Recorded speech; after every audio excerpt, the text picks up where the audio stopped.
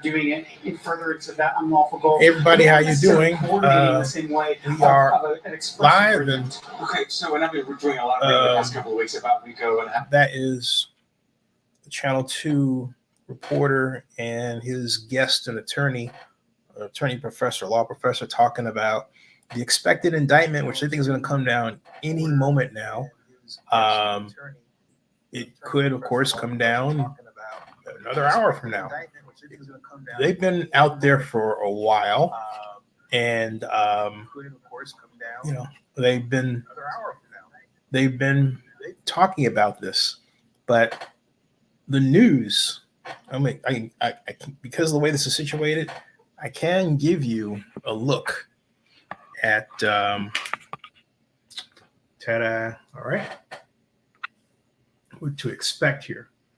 Okay. See that? See that? That's what you can see. That's the broadcast, and I have it turned down. I'll turn it up in a jiffy so you can hear the conversation, because they give updates and that sort of thing. Okay. I'm trying to move it over here a bit. Things of that nature to show some level of coordination, and she'll bring it together.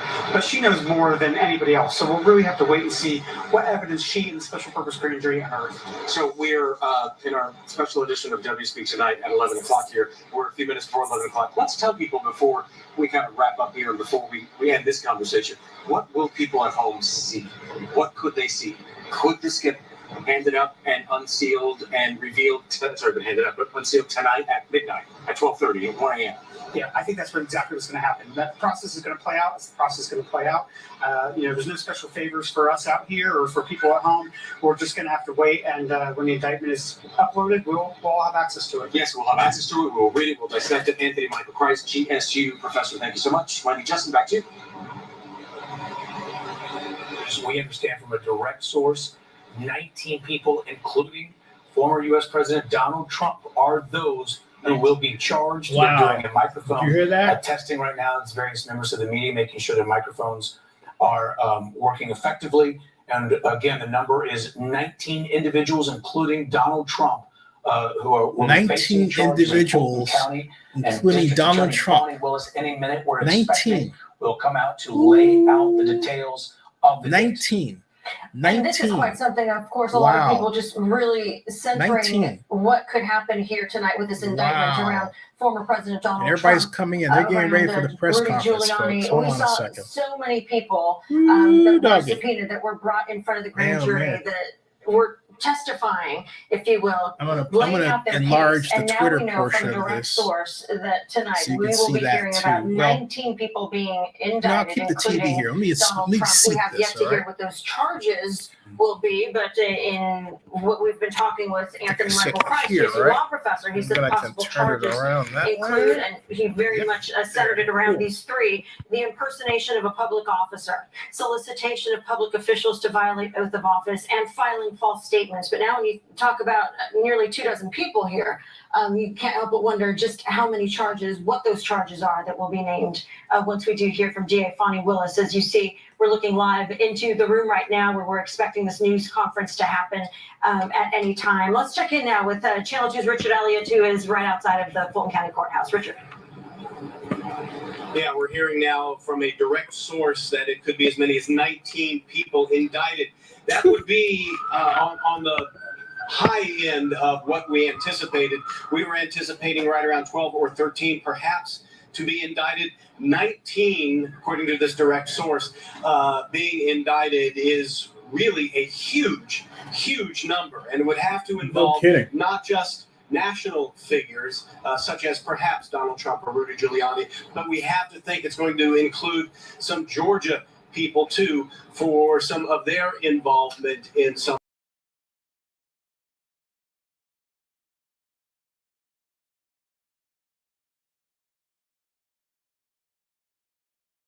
Senate and House of Representative subcommittees making false statements about voter fraud.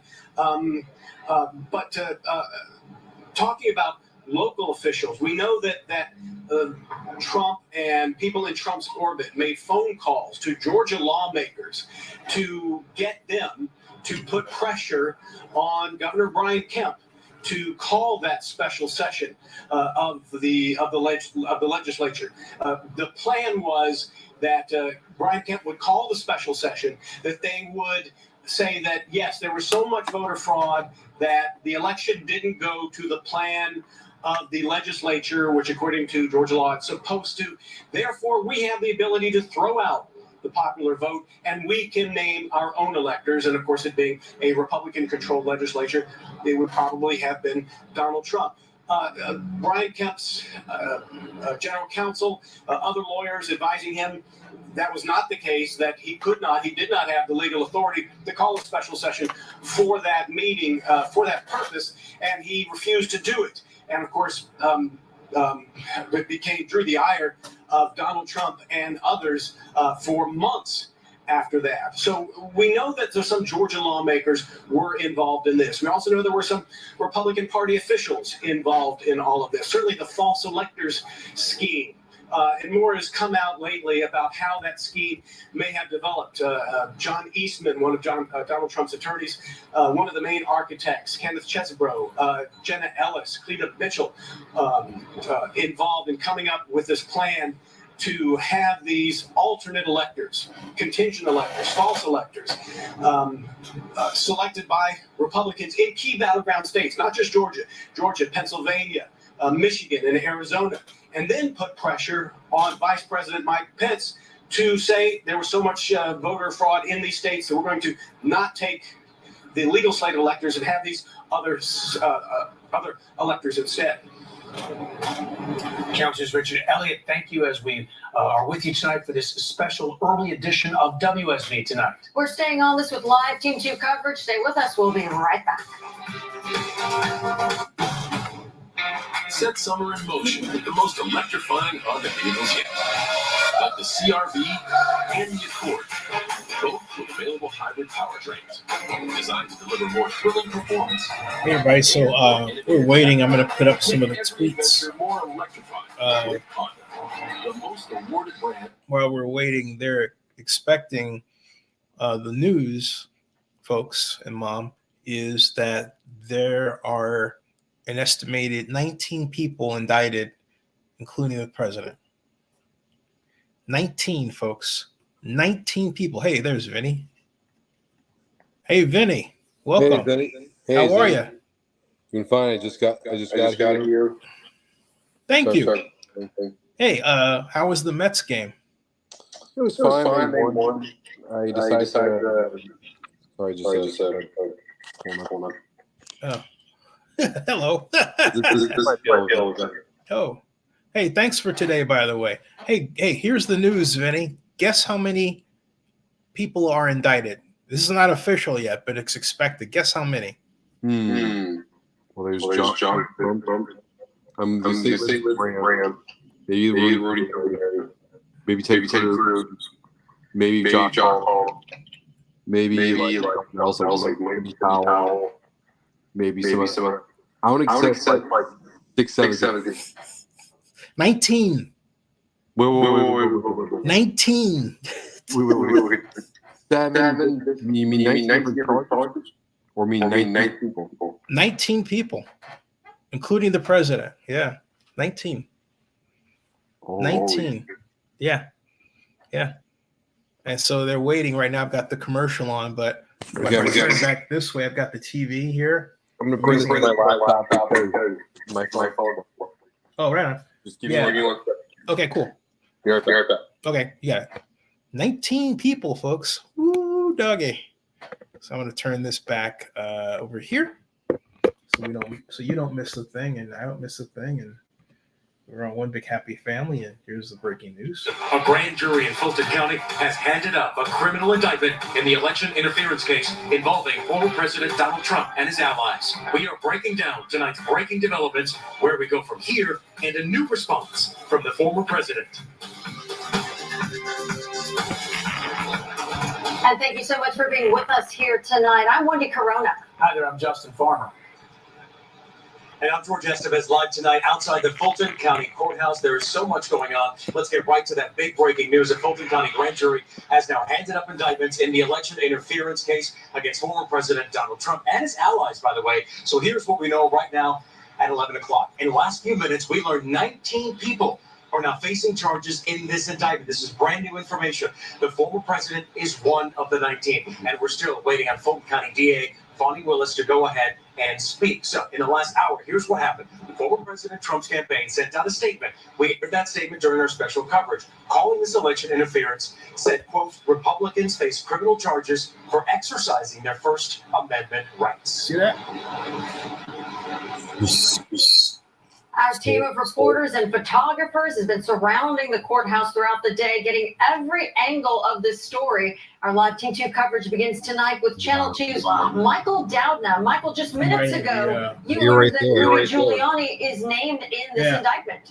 It's downtown Atlanta, so this is like they We're turned still off the working news. to learn a lot of reactions from the 19 people that were named They in turned this off the lawsuit, normal or in this broadcast. indictment, excuse me. Gotta see the One of the logo. people that has been speaking so far has God. been They Rudy Giuliani. They pushed the He took to Bachelor X back. Live, the site formerly known as Twitter. Oh, yeah, this for is hour the and 20 minutes talking about the details of the indictment even before we knew those actual details. Now, of course, Rudy Giuliani's role in this case goes back to December of 2020 in front of the Georgia State Senate subcommittee meeting. Okay.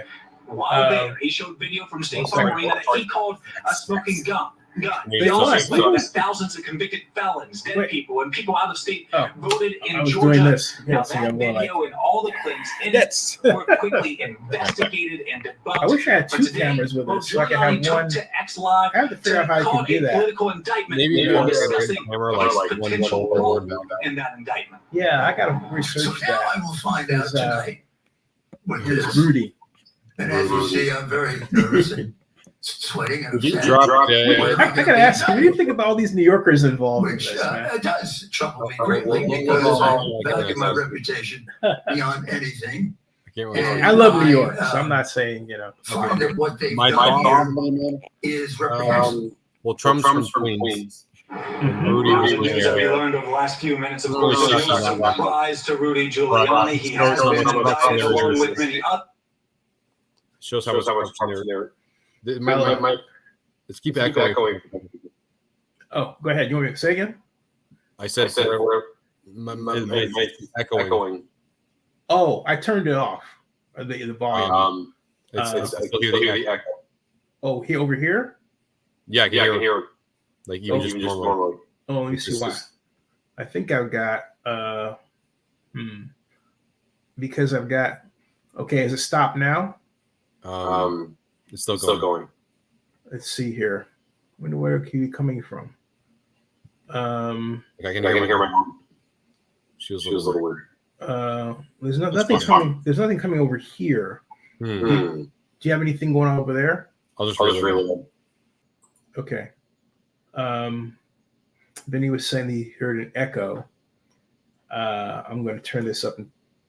Received the 10 returned indictments handed her by Judge Robert McBurney. We received them I'm here. from a Fulton I can County still see it. but only I'll just deal with it. Okay. What kind of echo was it? Echo me? No, an echo. Like whenever I speak, I can hear my voice immediately after echo. Yeah, I can hear it too. What are you using? My laptop. Okay. What kind of laptop you got?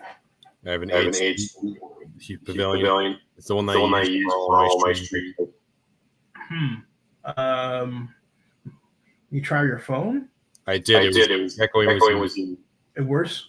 It was even worse. That's interesting. Yeah, Let me this guy was try. Let me see if I can do something with your I've got echo cancellation turned on here. I don't know why. Let me turn echo. Let me turn it off, and let me try stereo audio. Let's try that. And then I have to refresh the page. Hold on a second. Hey guys, what's up? Can't hear my voice, so it's no echoey. It's probably from Zenny's own. Okay, is that better? I still hear. I hear the echo from your end. Because you refreshed it. There was just my voice. There was no echo.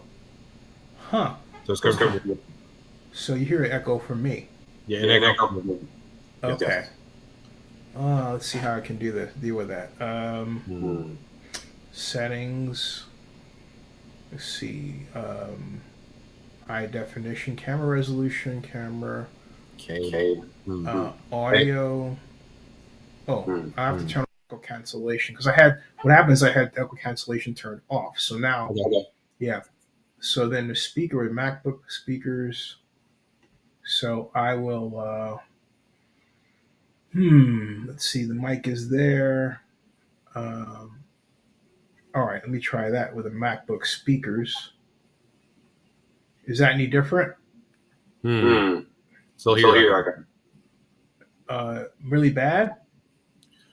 I can hear it pretty well. Echo. Very well. On my end? On my end? Yes, from here. All right. I'm going to go out and come back in. I'll be right back.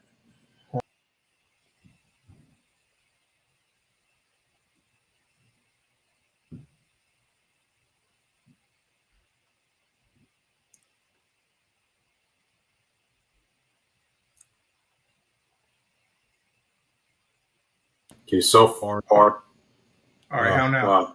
No change. Let me hear it from my YouTube, my phone here. You see here. They've got the indictment. Let me turn it up to the TV. We'll just keep activities of those involved, and you'll hear in great detail tonight how Fani Willis sees it, at how these various individuals broke the law in the view of the district attorney. That is what we are going to hear tonight in great detail. And we've got this printed out here and here on our desk. We've got 98 pages in front of us. And of course, 19 people here indicted. That is the big story here. And at the top of the list, it's the state versus Donald J. Trump. 19 people here indicted. Yep, and Rudolph Giuliani, John Charles Eastman, Mark Randall Meadows. It's not that bad. You have Jenna Lynn Ellison here, I can David deal James with Schaefer. it. I had to be careful because I didn't want feedback. These are names that if you what I have keep up with this kind of among others, if you keep I up tried it with with a phone. I was listening to it closely, then these are names that you may have heard whether you follow politics very closely. It's metallic. Or watch a Yeah, lot it's of not Channel 2 quite a Action perfect News or echo. similar. And these are players, if you will, No. who have been involved, some on a national level and some are Georgians. And so you're going to hear details, allegations coming up very soon as the district attorney alleges what kinds of crimes she believes they have broken. So let's go to Channel 2's Richard Elliott, who's live outside of Fulton County Courthouse. And Richard, now that we have this in front of us, we were talking about 19 people being named in this indictment. Of course, national names as well as local ones, too. Yeah, that's exactly right. It's funny. I'm going through the list, and if I go through this How's that, on Vinny? camera, forgive me. There are people that we expected to get indicted. There are people that we did not expect but they're to still be indicted. We're going through the list, of course, Rudy Giuliani, John Eastman. These But I'm making this so that everybody can see that bigger. They both testified before State Senate and House of Representatives. Pretty cool, though. Subcommittees, Kenneth Chesbrough, Ellison here, also allegedly the for him. Yeah. I mean, 19 people. Yeah. 19. Who do you think's involved? From Giuliani. Let's listen. Let's listen to Brock. Let's listen to Richard Elliott here. Texting Mark Meadows after an hour-long conversation saying we need to hang up because this just isn't going anywhere. We see Ray Smith, who was one of Donald Trump's Georgia attorneys. Whenever you have a case in a state in which you don't live or your attorneys don't practice, you have to have an attorney of record locally. Ray Smith, he is one who testified before that state Senate subcommittee making these false allegations of massive voter fraud. He's the one who got up and claimed that there were thousands and thousands of dead people who had voted when the Secretary of State's office said they only found 4. He is the one who got up and testified that thousands and thousands of other people voted. The Secretary of State's office, the investigation found none. He alleged that there were thousands of out-of-state people who voted, that there were thousands of people who didn't live in the counties in which they voted, all of which investigated, none of which proved to be true. Continuing to go through this, we of course see David Schaefer. David Schaefer, the former head of the former chair of the Georgia Republican Party. He was the lead of the false electors. He's the one who afterwards came out after the false electors meeting, told us that they had to have that meeting because they had an active lawsuit in Fulton County, and they were afraid that if they didn't have their own slate of electors, that a judge would have declared it moot. One more thing I have to get in real quick. They've indicted Trevian Cootie. Trevian Cootie, I believe, is out of Chicago. He is a person who came to Cobb County to personally put pressure on Ruby Freeman and her daughter. Wow. Took her to a Gwinnett County police precinct in the dark of night where they met. And he basically was telling her that she could face criminal charges if she didn't come clean about her role in this massive voter fraud. She didn't. There was no massive voter fraud involving Ruby Freeman. The Georgia State Board of Elections just wrote her a letter clearing her of any wrongdoing. So that's very interesting that Fani Willis decided to see the pressure that was put on Ruby Freeman, the Fulton County elections worker, and her daughter Shay Moss, and decided that person needed to be indicted too. Good. That is challenges. Richard Elliott, that is a good piece of information to share there as well, Richard, on looking into what people were trying to accomplish allegedly. Challenges Richard Elliott. We're going to continue running through these documents line by line. Again, we're almost at 100 pages here, covering every angle. Our live Team 2 coverage continues with Channel 2 investigative reporter Justin Gray with more from downtown. Justin. Jesus. Yeah, Justin, we're waiting for Fani Willis to speak here, but while we've been doing that, I've been going through some of the charges here, 41 count indictment, and some of the things that stand out. You know, we knew this was going to be a RICO type case, and that's what they're saying. They're calling it a criminal enterprise. Yeah, and one of the big things we know is they talk here about corruptly soliciting Georgia officials, including the Secretary of State, including the Speaker of the House of Representatives. And they continue to say the same thing allegedly happened with federal officials, corruptly soliciting the U.S. Department of Justice and the Vice President of the United States. They also talk about specifically lies related to those Fulton County election workers, Ruby Freeman. And they also talk here about the cover-up. You know, so many of these kinds of RICO cases, we see the cover-up. There are charges about relating to perjury and the covering up of the criminal conspiracy. So looking through these, we're reading through these in real time. As we said, 19 people. Richard has that encyclopedic knowledge of who the people are. But we're looking through at what the charges are. The other thing we see, unlawful breach of election equipment in Georgia and elsewhere. Of course, we saw that down in Coffee County. So many of these are the types of things we were expecting, but I find the language really interesting. Again, they are saying that the president and these other 18 co-conspirators were not just pressuring, but criminally pressuring public officials here in Georgia and in the federal government to break the law. They call it, looking at the quote here, to violate their oaths of office. We're going to have Fani Willis on the Washington Post website. 11:20 here to talk to us, to go through this indictment. Again, I'm kind of trying to read here and really tiny type on my phone. But those are the things that stand out to me. This idea that it was a criminal enterprise, they are alleging, and so much of this pressure was put on elected officials here in Georgia and nationwide, and they are saying put the Washington Post link criminal. We're going to continue to on track the it. Of course, YouTube we'll bring version it of live this when Fani Willis walks here in the door. for everybody watching. All right, hopefully that's within about 5.5 or 6 minutes. Justin, thank you. We do want to let you know a little bit of the background, too, as to all of the different players that we're seeing listed here in this indictment, starting with Rudy Giuliani, who is the former personal attorney to Donald Trump. He led the efforts to challenge the 2020 election results in a number of states. Giuliani, mayor of New York City from 1994 until 2001, and was much loved, became known as America's mayor for the way he responded in those days after the 9/11 attacks. Before his political career, Rudy Giuliani was a U.S. attorney in New York from 83 until 1989. Now, Jenna Ellis is an attorney who once worked for Trump's 2020 campaign. Prosecutors allege that she helped coordinate legislative hearings in Georgia and other states shortly after Trump lost the election. Ellis originally fought the subpoena to testify to Fulton County Special Purpose Grand Jury.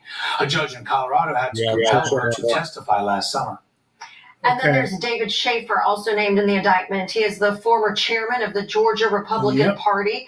He organized a meeting of false electors in December of 2020 to cast their votes for Donald Trump for president. Schaefer insisted that meeting was legal and necessary if to you go to the preserve YouTube an channel election version, lawsuit. Vinny, After learning that he was a the possible indictment, you can target of the download the investigation, indictment there. Schaefer then Where you can sent see Fulton it. County DA There's a link Fani Willis to a the letter Washington Post insisting page. that he was not involved in any plan to persuade then Vice President Mike Pence to accept an alternate slate of electors. Attorney John Eastman is an advisor to former President Donald Trump. Investigators have called him the, quote, architect of the strategy to keep Trump in office after the election. Eastman falsely told I'm gonna Georgia put on the lawmakers there were monetization at for least this. 100,000 illegal ballots cast.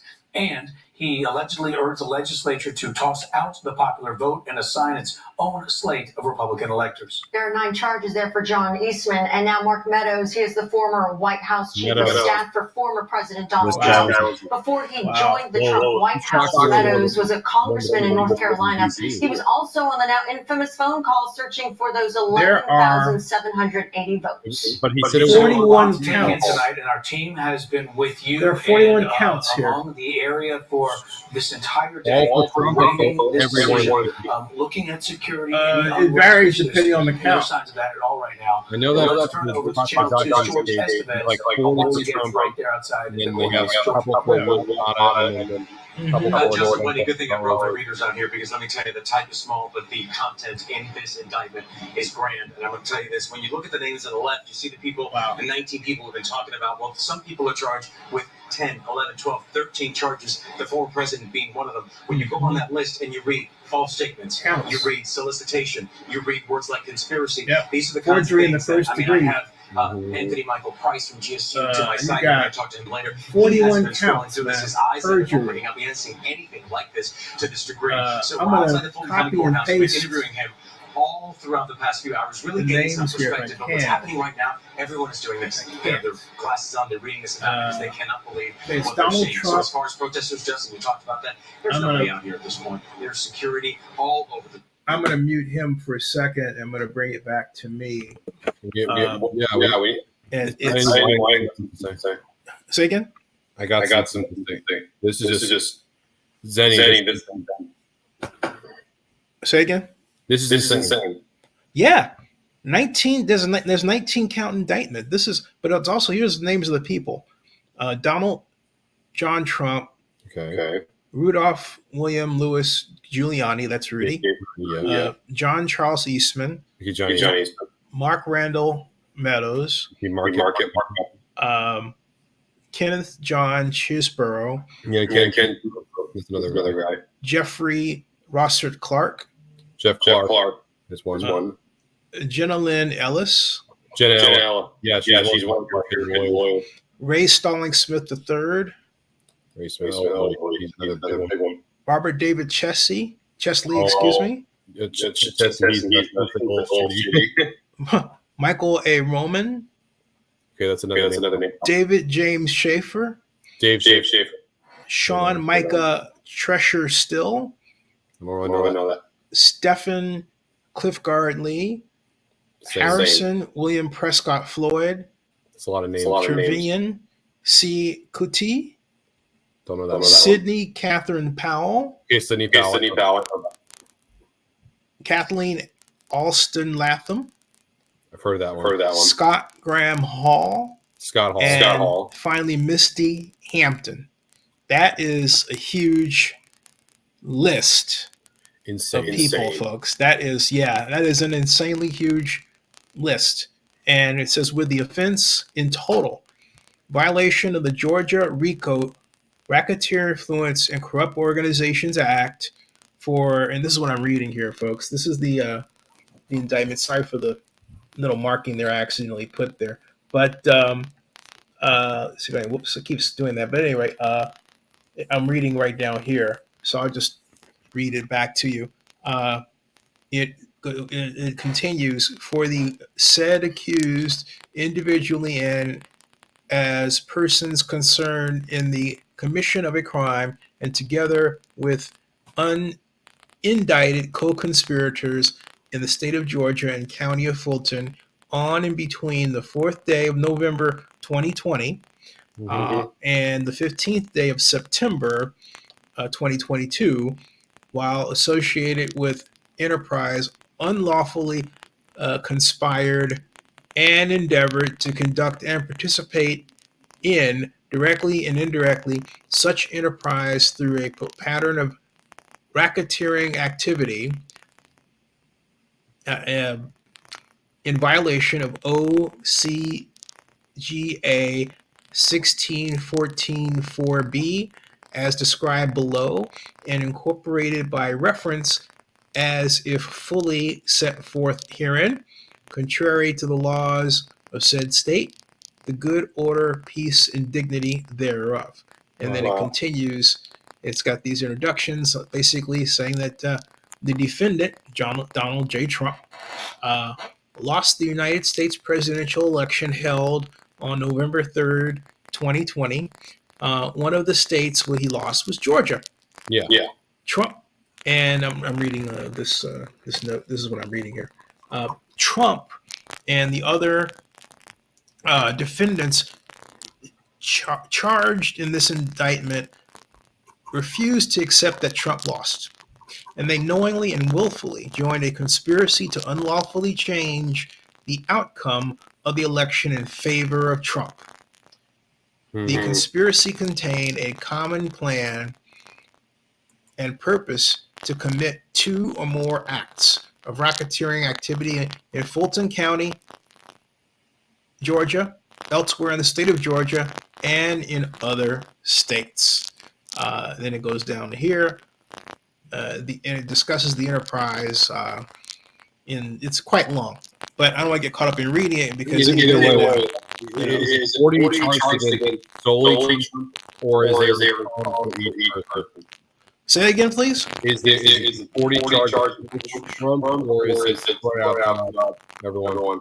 I have to read it more in depth, but I believe to answer your question, the way it's broken down is that there are people. The charges they vary with respect to persons. Some persons are charged with one thing, another person's charged with another. Does that make sense?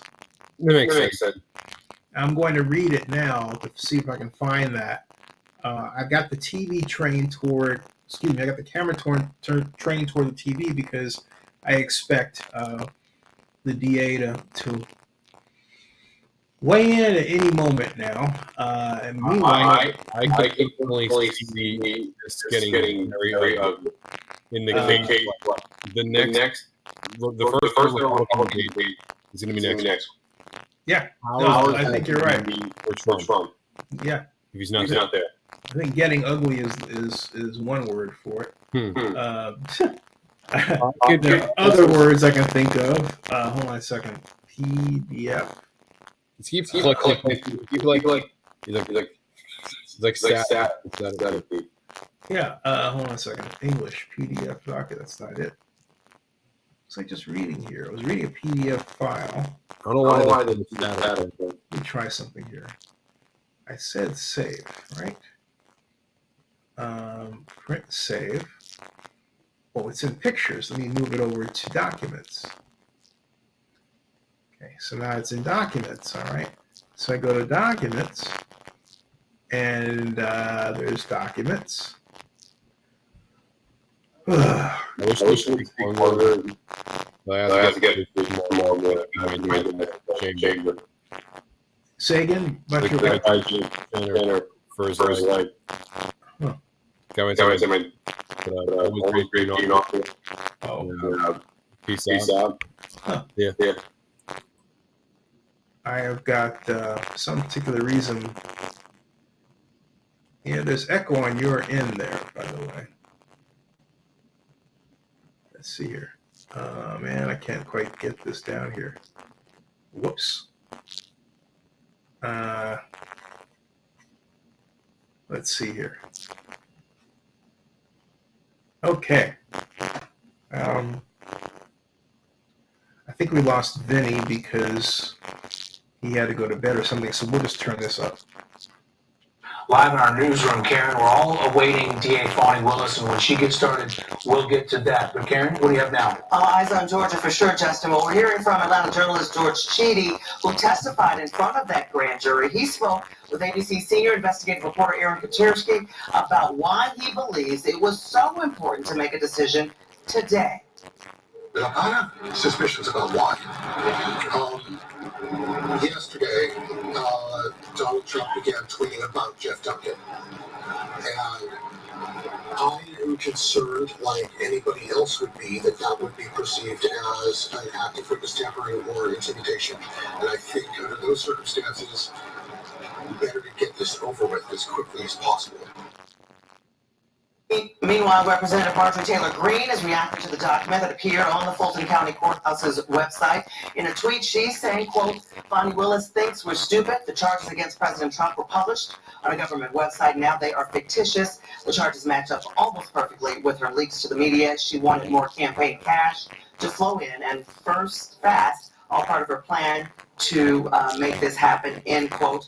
And we're also hearing from Congresswoman Nikema Williams right now, co-chair of a task force for strengthening democracy. She's saying after losing the free and fair 2020 election, the failed former president attempted to disenfranchise Georgia voters because he didn't like the result. That was an assault on our democracy. Now Donald Trump is facing the consequences of his actions. Too bad for him that in Fulton County, we apply the law equally to everyone, even failed former presidents, end quote. So we're going to continue to monitor all the reactions that we're getting in tonight.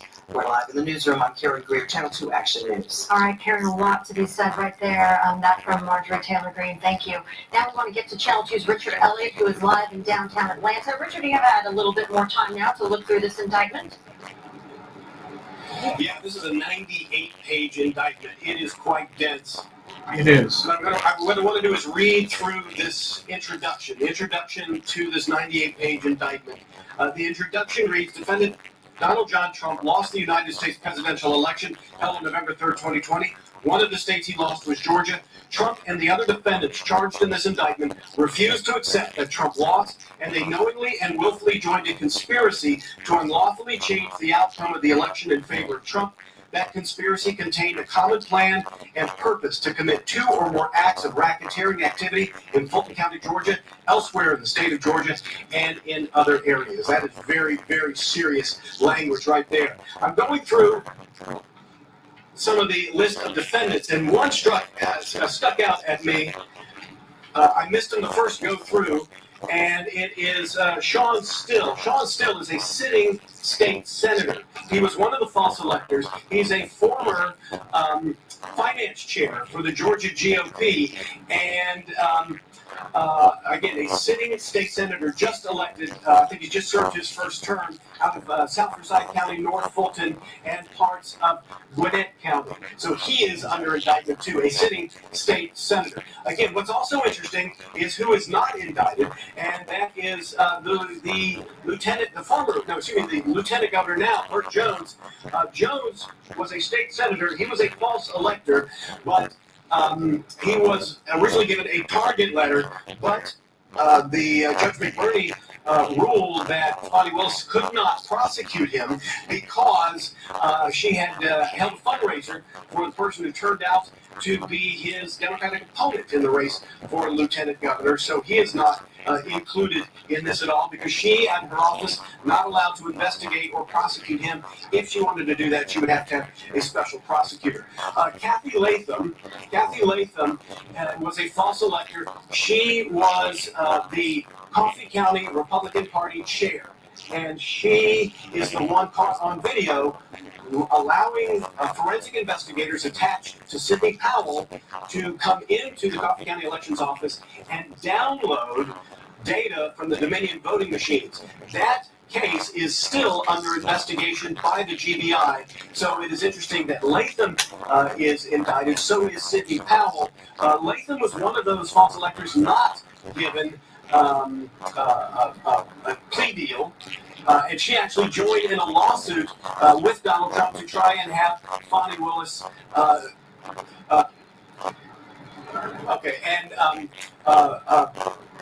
Joined Donald Trump in that lawsuit trying to oust Fani Willis and have the evidence from the special purpose grand jury quashed. That failed in court.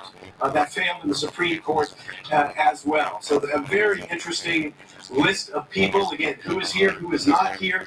As Anthony Michael Christ said, Mark Meadows does surprise me a bit that he is on this list as well. So we're going to continue to go through this. It is a very long 98 pages. It's against 98 pages. Anytime you have racketeering charges, that's what's involved. I have it.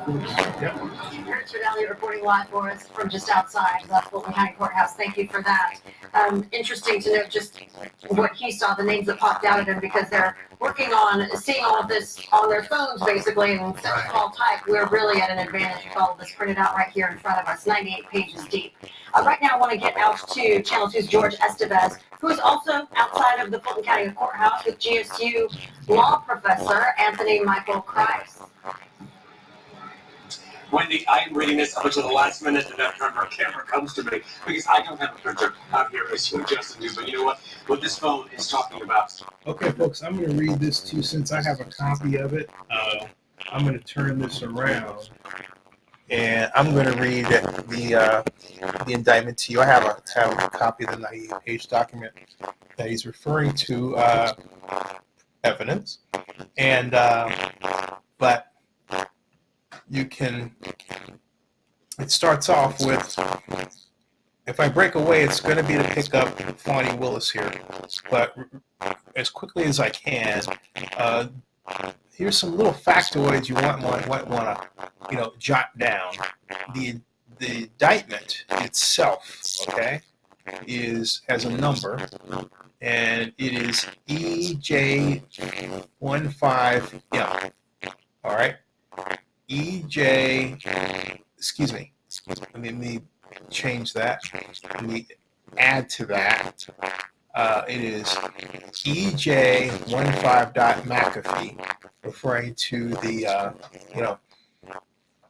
laptop security system, and then the letters GC, which was for it's not, I don't know what the GC stands for, but then the clerk number for trivia is 23SC188947. That's 23SC188947. Again, that is, I'm going to write that down again. 23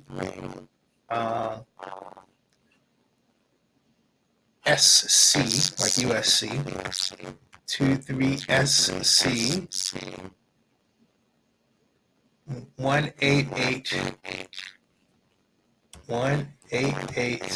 23SC 188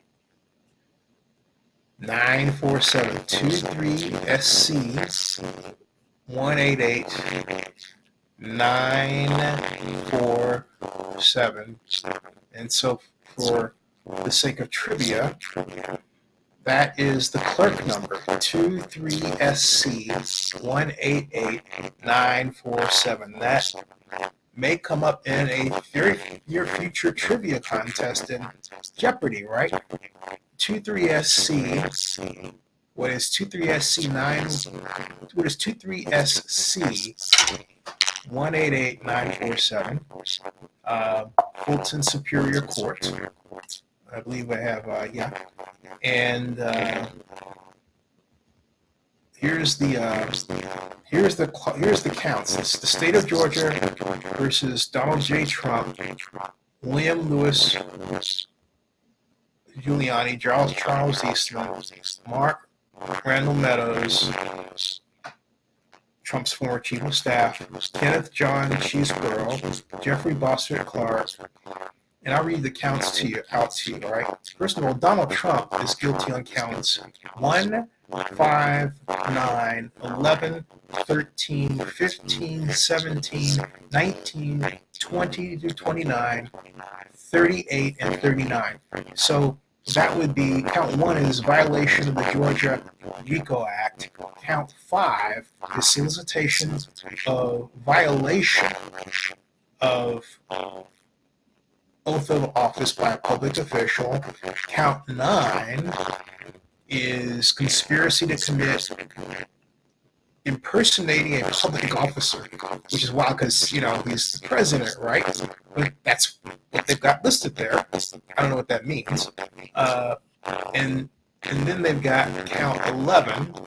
Count 11 is conspiracy to commit forgery in the first degree. Count 13 is false statements and writings. Count 15 is, go down here, forgery, conspiracy to commit the filing of false documents. Conspiracy to commit the filing of false documents. 17, count 17 is conspiracy to commit forgery in the first degree. And then Mr. Trump has count 19. Count 19 is conspiracy to commit false statements and writings. And count, it would seem 27 through 29. So that's 27, 28, and 29. Counts 27, 28, and 29 are filing false documents. That's count 27.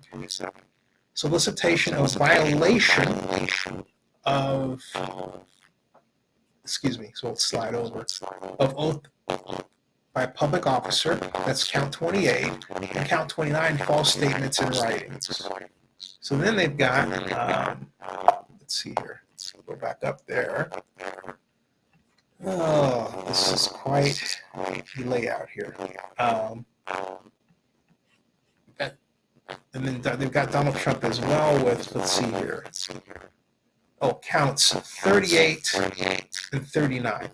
That's how we're hearing it. That's a lot of counts to begin with, okay? 38 and 39 are solicitation of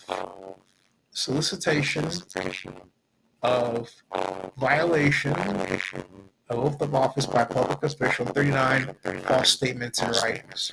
Okay? And so some of these are, oh, here we go. Here's Ms. Wells. Here she is.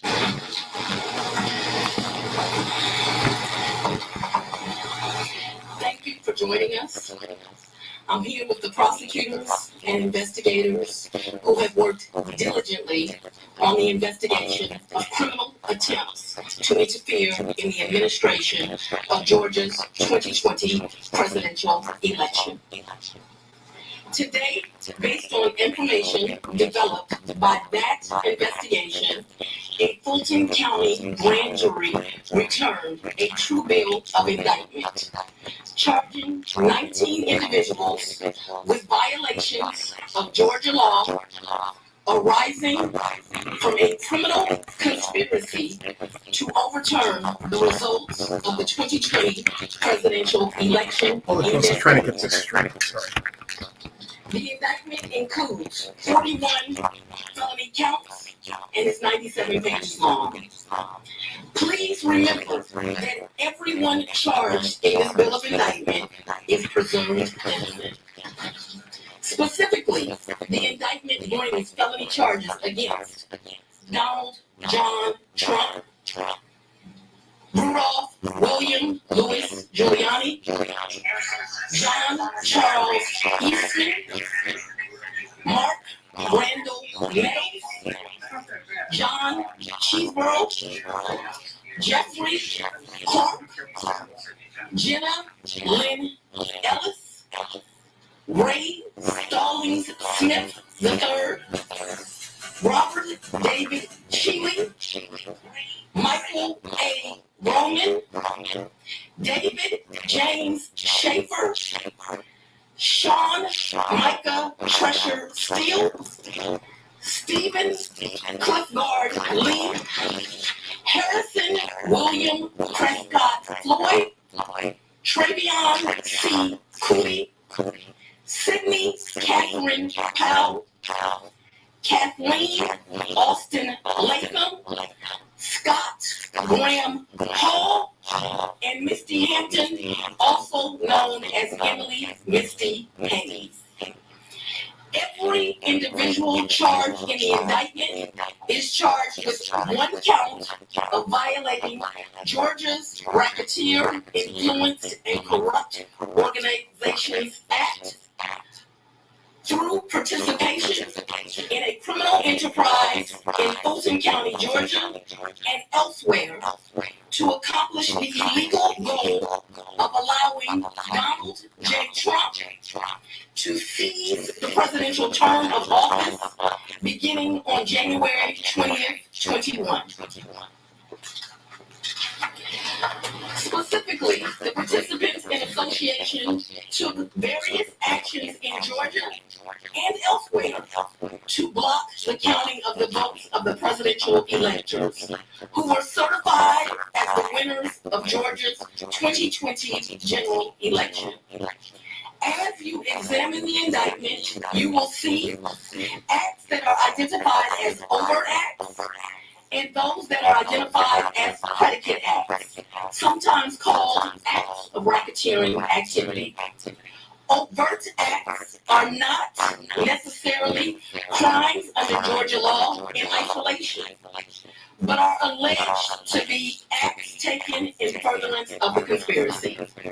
Many occurred in Georgia, and some occurred in other jurisdictions and are included because the grand jury believes they were part of the illegal effort to overturn the results of Georgia's 2020 presidential election. The acts identified as predicate acts or acts of racketeering activity are crimes that are alleged to have been committed in furtherance of the criminal enterprise. Acts of racketeering activity are also charged as separate counts in the indictment against those who are alleged to have committed them. All elections in our nation are administered by the states, which are given the responsibility of ensuring a fair process and an accurate counting of the votes. That includes elections for presidential electors, Congress, state officials, and local officers. The state's role in this process is essential to the functioning of our democracy. Georgia, like every state, has laws that allow those who believe that results of an election are wrong, whether because of intentional wrongdoing or unintentional error, to challenge those results in our state courts.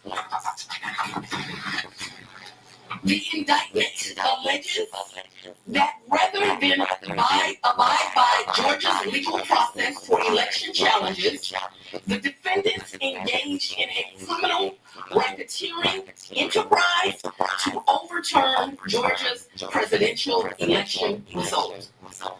Subsequent to the indictment, as is the normal process in Georgia law, the grand jury issues arrest warrants for those who are charged. I am giving the defendants the opportunity to voluntarily surrender no later than noon on Friday, the 25th day of August, 2023. I remind everyone here that an indictment is only a series of allegations based on a grand jury's determination of probable cause to support the charges. It is now the duty of my office to prove these charges in the indictment beyond a reasonable doubt at trial. I would like to take a moment to thank the Superior Court Clerk, Shay Alexander, and her staff for staying late and making sure that this indictment was processed.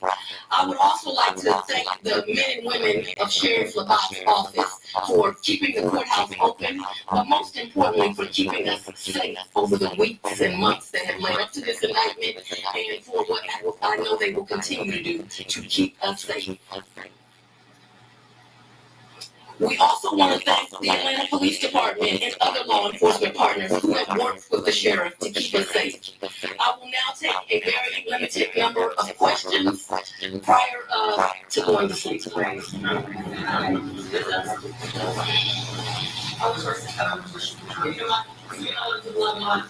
you clarify if Georgia mandatory minimum when it comes to RICO charges, whether it's civil probation or the RICO charges have time that you have to serve, so it's not a probated sentence. What is the timetable for the trial? As you know, in this jurisdiction, trials are set by the judges, and so it will be the judge that sets the date of the trial. This office will be submitting a proposed scheduling order within this week. However, that will totally be at the discretion of the judge.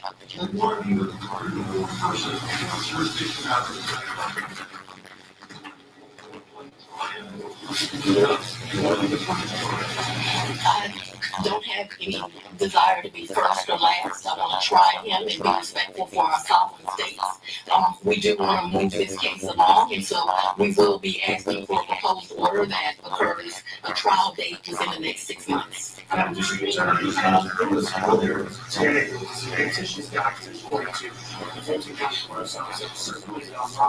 The charges against President Donald Trump, that petition documents matched exactly the charges that we now see in this indictment.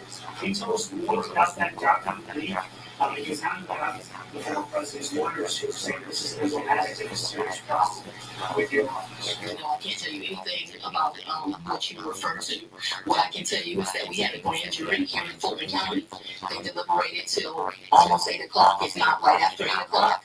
An indictment was returned. It was true-billed, and we now have an indictment.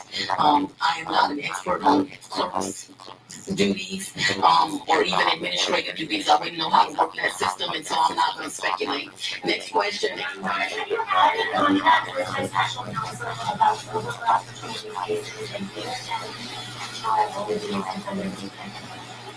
I intend to try the 19 defendants in this indictment together? Yes. I'm not going to discuss our investigation at this time.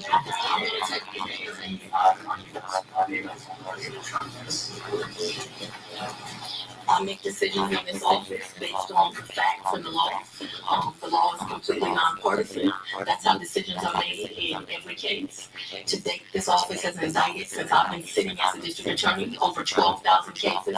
This is the 11th RICO indictment. We follow the same process. We look at the facts, we look at the law, and we bring charges.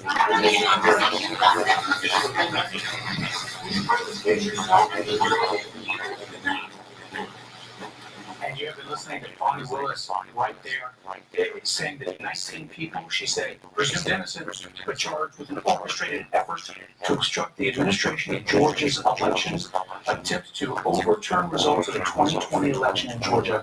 By her words, she said tonight. She said the indictment alleges, instead of going to the legal channels afforded to Trump and those names in the indictment, they are afforded a process, she said tonight, by Georgia law, if they wanted to challenge the election. But she said instead of doing that, she views that they went their own way and then had an orchestrated effort with these problems that she says is a violation of the law. Justice Richard Elliott's been following every bit of this. Let's turn back to Justice Richard Elliott. Yeah, that was an amazing news conference that we just heard from Fani Willis. Some of the highlights, obviously the biggest one is that former President Donald Trump has until Friday, August 25th at noon to surrender to the Fulton County Sheriff's Office, where he will be booked. We were told, I think it was last week before last, by Sheriff Havelock, that unless he is told differently, Donald Trump will be booked into the Fulton County jail, perhaps, if not here at the courthouse. He will be fingerprinted, and a bunch of will be taken. Fani Willis saying that she is hoping she's going to ask for a trial within the next 6 months or so, but she also says that will be up to a judge to decide when that will happen.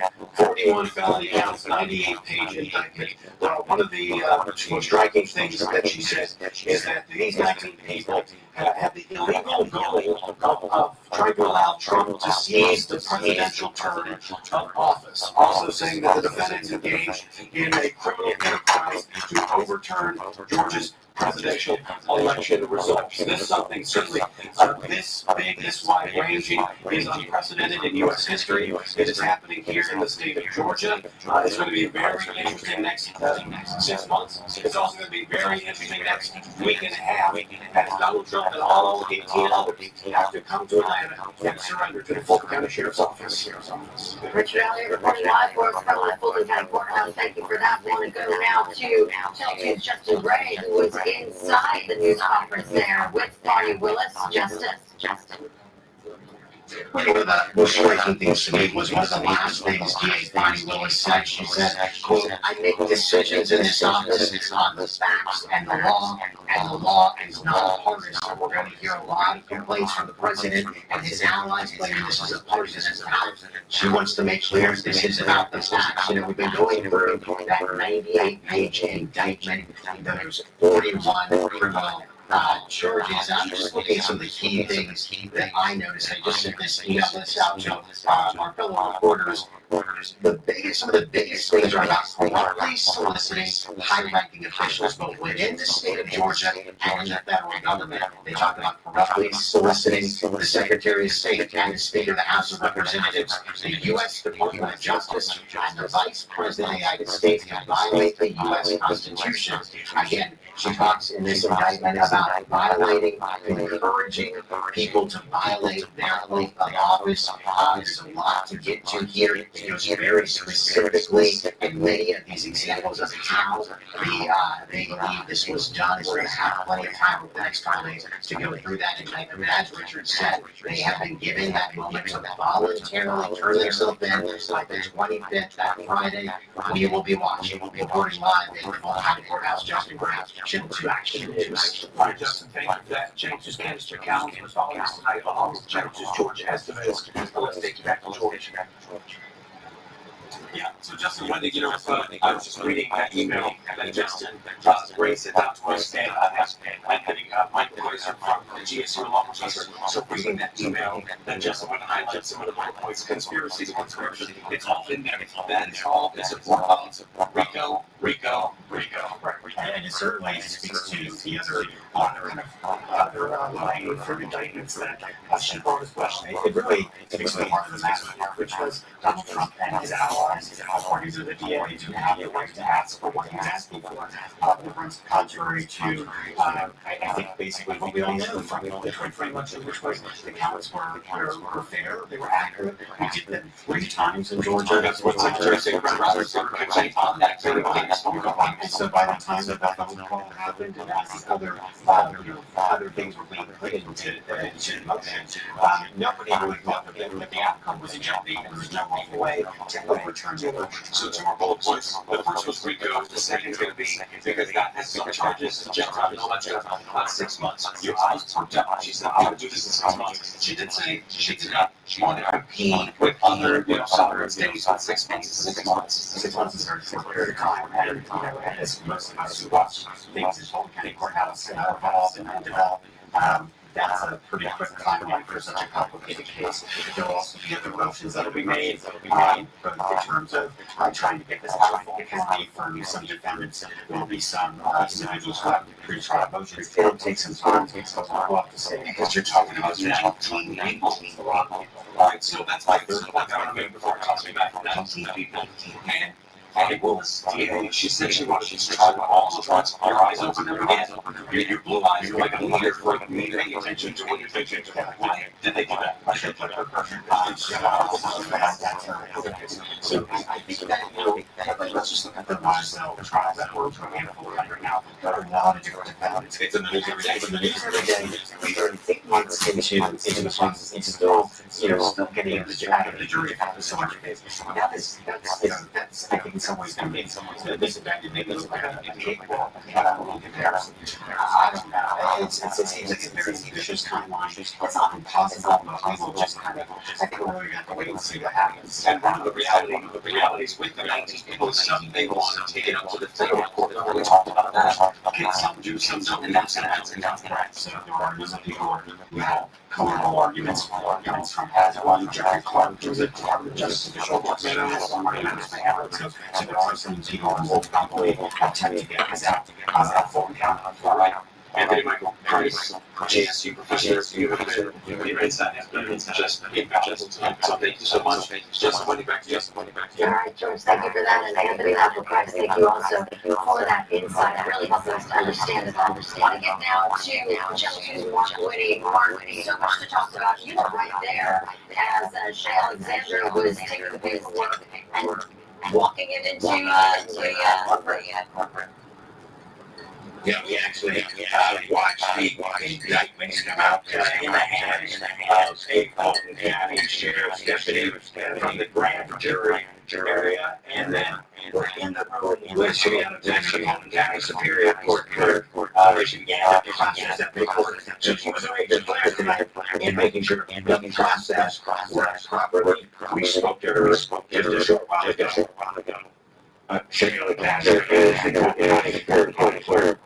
You personally processed the indictment of former President Trump and the others tonight. Is that right? Yes, you did. Why? I would ask my staff to do my thing. I wouldn't do it. I thought it was just best to keep everything smooth over with the Justice Department because this entire process was just best that I processed the document. You're talking about historic indictment Blood pressure. I'm here to serve. I was just doing my job. I didn't feel any pressure at all. Tell viewers how the assignment of his job works. So there's wheels that assign judges randomly. So it's a round robin, and the judge is a random assignment. So once you enter the information, the system assigns the judge automatically.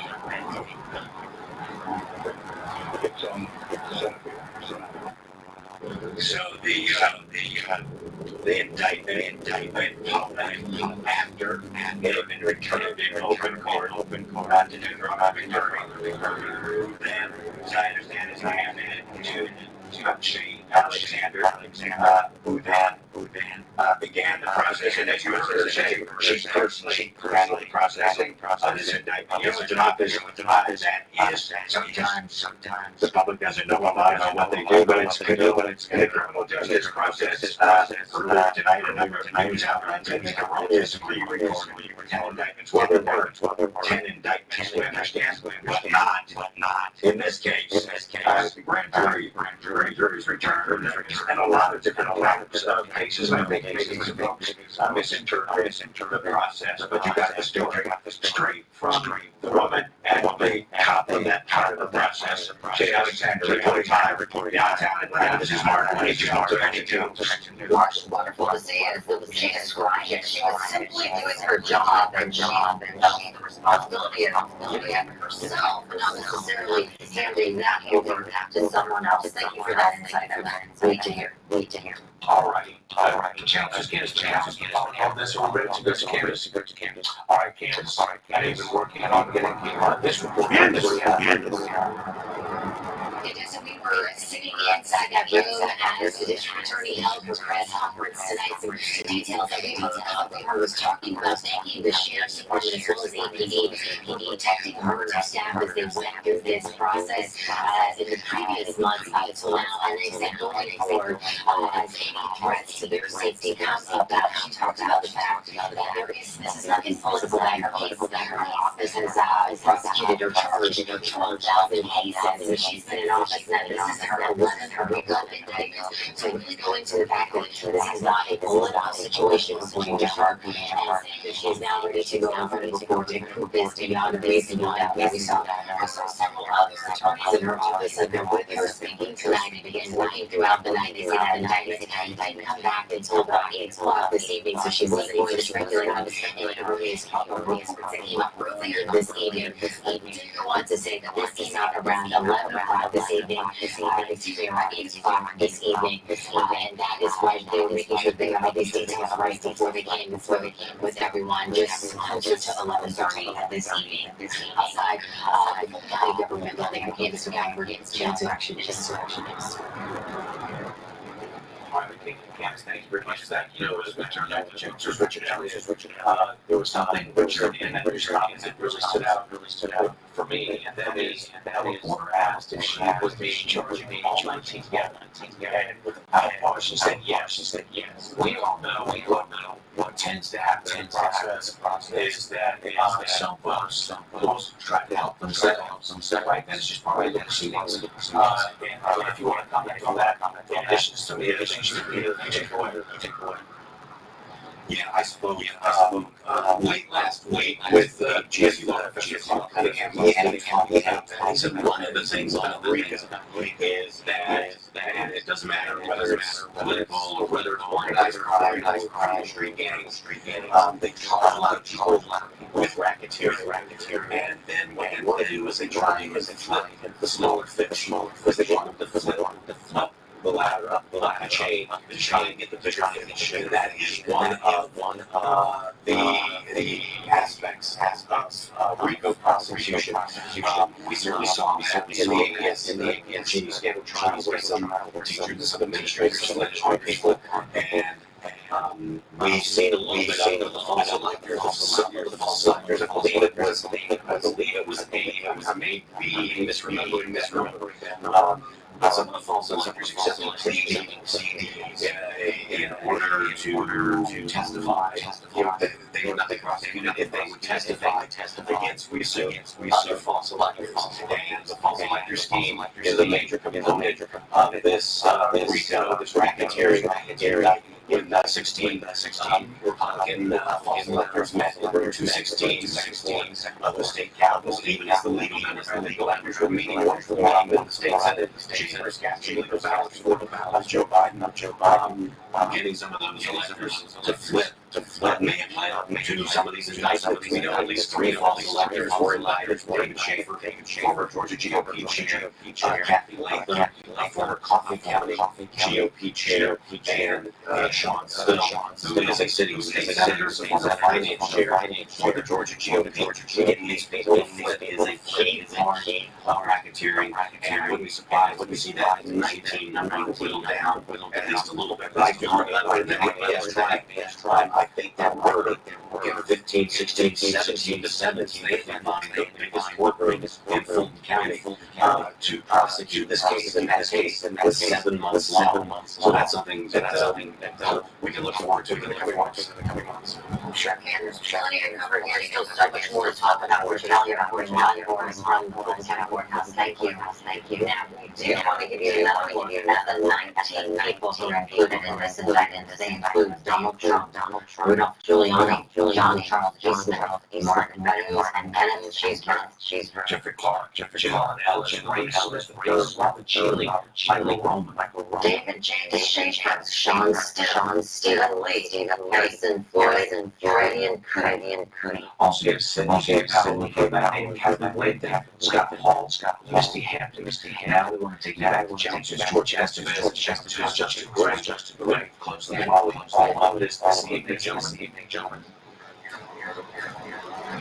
Yes, just the way we're going to figure out exactly what's going on here. So as far as I wanted to, we want to adjust it up there because we want to talk to people with the Fani Willis, I know almost at 11, what was your reaction to that? Well, you could hear the voice. We were often nervous. I think we were a little nervous. That's nervous. She got much stronger. She went on talking about this case, back to this case. And again, talking about how this was about, this was any sort of partisanship. She thinks this is about that. So we go. And anyone here, and we've been going through it, and you and going through it inside. And I think as we look through those facts, it is very specific. We take some of the big parts, but there are 18 pages. You can just that conspiracy and what you're talking about. What you're talking about first, that she said, actually, it's been Georgia, it's a lot of electors.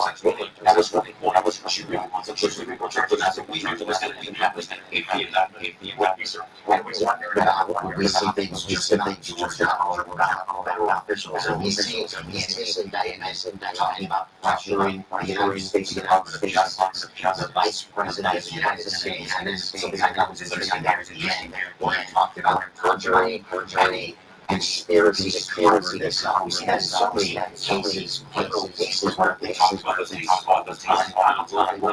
not to this degree, 19 people, that was 41 counts. You highlighted, 41 counts, shocking to you, a 6 months trial, which is shocking, covered 900 defendants and defendants. Well, look at where we are with Watkins now, right? We're still in jury selection for months now. So it seems like a very aggressive timeline. This is long, this national figures we're talking about. Former President of the United States, regionally out, officials here in Georgia, head of the Georgia Republican Party. So, a lot of these people are going to slow this a little bit. So it'll be interesting to see how that happens. I just think about our jury selection process, which is why it sounds right now. Just imagine a jury in this trial. It's going to be a big thing. One of the moments was when you said, from the Secretary of State, through that video that they talked about this case and that's the thing really intent to say things that were not true, that were not true. That's one of the things that we've been trying to ignoring the rest, and that is a case where we laid out the video that showed the fact that how it did not match what was said was Georgia State Legislature, that is in this and that. The intentional statements we made here in the state, other blocks away. So it's a lot to follow. We're going to get it. All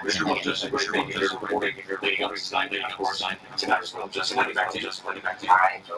Thank you so much for that insight. We just got this the attorney for Shane Ruby Freeman, those are the poll workers who said they were essentially harassed.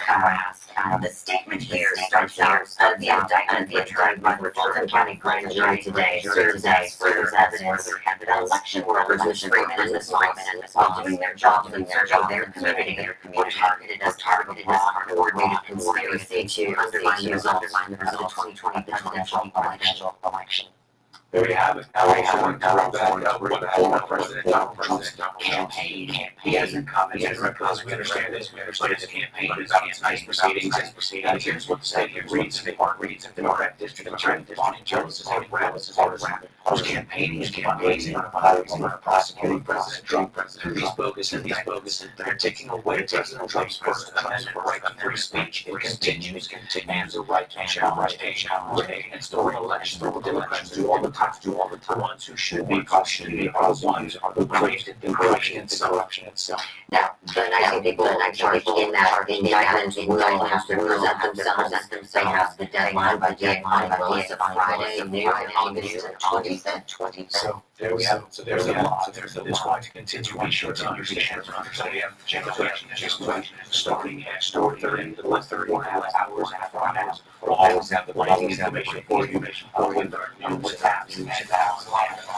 glad the entire team here. Thank you so much for letting us see us with the good news. It's doing it tomorrow.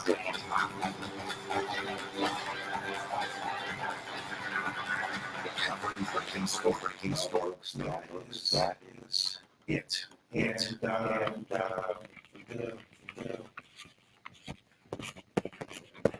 The news is sad. We have the indictment. And as I wrote, caption here, Donald Trump is responsible for 13 of the 41 counts that are listed as documents. The document up here, and that's the doc like that. 13 of 41 counts.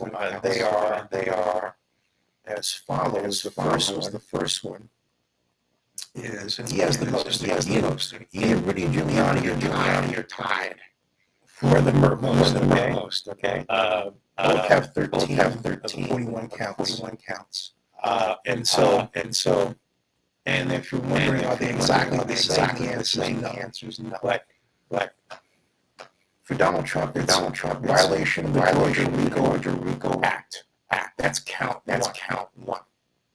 Then count five. Solicitation, violation of oath by a public official. In other words, you're saying, hey, vote for me, help me write all this stuff, right? Then you've got count 9, which is conspiracy to commit impersonating a public official. And I thought, and I make that statement, Donald Trump was a public officer. Now, if that's that one requires reading. I'd love to read the raison d'etre behind that. It did. And then count 11 is count 11 is conspiracy to commit forgery in the first degree. Count 13 is conspiracy to commit false statements and writings. Count 15 is conspiracy to filing false statements. Count 17 is conspiracy to commit forgery in the first degree. Count 19 is conspiracy to commit false statements and writings yet again. Interesting. And count 27, 29 as follows. Filing false documents. 27 is solicitation, violation of public office. 29 false statements and writings. And then we have counts 38 and 39 for President Trump. Count 38 solicitation of violation of public officer.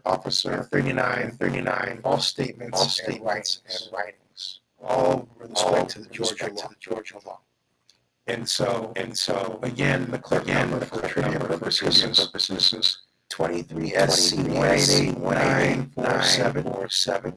The indictment J15 McAfee. Filed August 14, 2023 by C. Alexander, clerk of the court. That is her number. Now that's I just read part of the entirety of it. That's on page 2. Now the text of this lays out in detail the case. And so it going down to past the conspiracies and names, of course, the accused, which you've heard ad nauseum, right? And basically the primary charge violation of the RICO Act, Georgia RICO Act, and it says that the Defendant Donald Trump lost the presidential election. The other defendants charged, just accept that fact, and they knowingly joined a conspiracy to change the outcomes of the election in favor of Trump. The conspiracy contains a common plan to commit two or more acts of racketeering activity in Fulton County, Georgia, elsewhere in the state of Georgia, and other states. And it describes the enterprise in very detail. I will read this and bring it down for you later. But it has, for example, matter and methods of the enterprise, false statements, solicitation, legislators, the second, false statements, two, solicitation, state officials, creation and distribution, false electoral college documents, four, harassment and intimidation, election workers, Ruby Freeman, the purity, the Capitol, riots, hearings, and then five, solicitation, high-ranking United States justice officials, six, solicitation of the Vice President of the United States, Mike Pence, seven, unlawful breach, election equipment, Georgia and elsewhere, eight, obstructive acts, further into the conspiracy and the cover-up, and then it reads acts of racketeering activity and overt acts further into the conspiracy. And there's a long list of acts of these. Approximately, let's see here, let's go down this list. Wow. 20, still not done. Wow, still not done,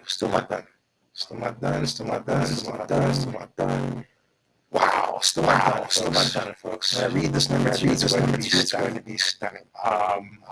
Still not done.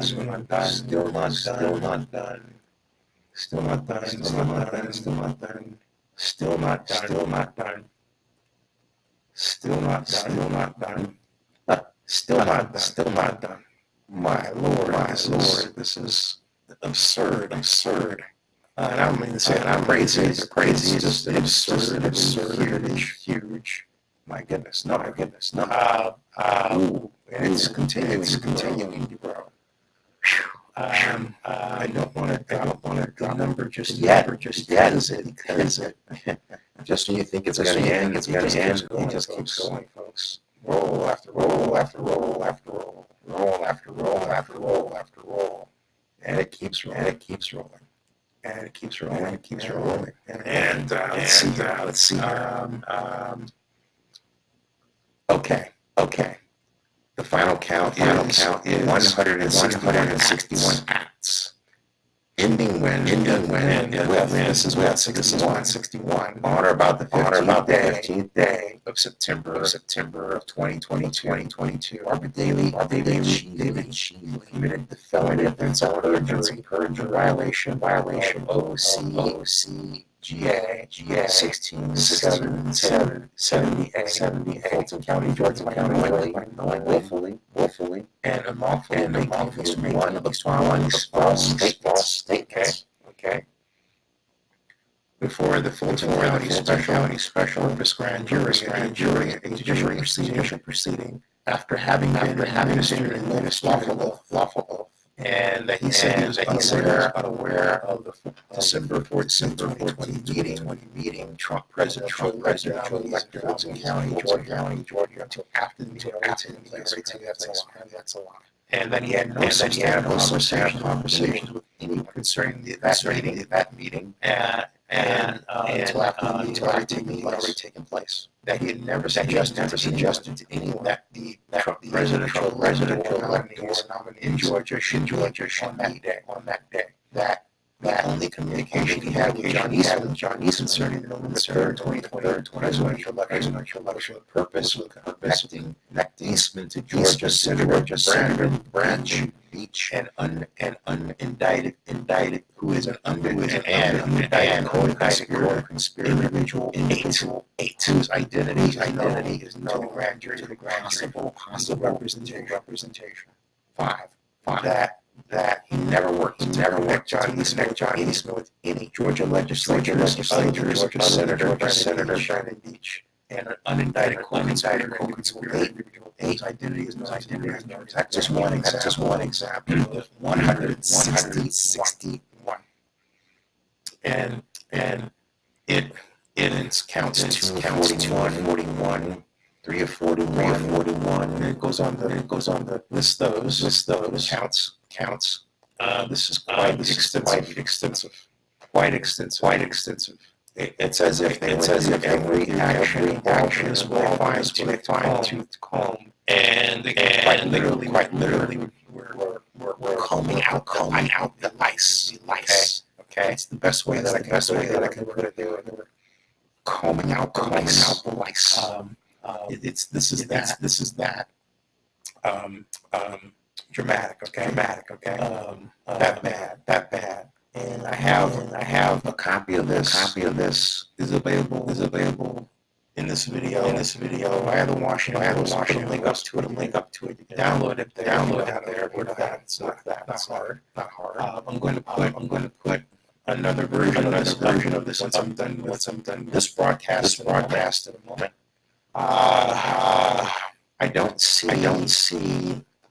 I understand Donald Trump has one of them fighting this, but I think the real sad about this is that we as a country allowed this to happen, and a lot of the blame has to go to what we allowed to happen under our noses by not having the proper checks and balances, by having people who are so unhappy with the direction that they did this, but also people who are so unhappy with the country, but they moved for the wrong reasons. You know, too much diversity and all that sort of thing. Not all of them.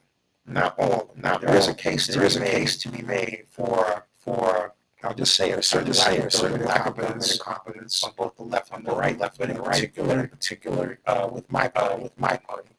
But that's another story. That doesn't justify breaking the law. You make your case for better candidaes. You get the better candidates elected, and then you move on to the next battle. That's how we're supposed to do it. Live long and prosper. Subscribe to any 62. Bookmark. Open news now. Ends this broadcast.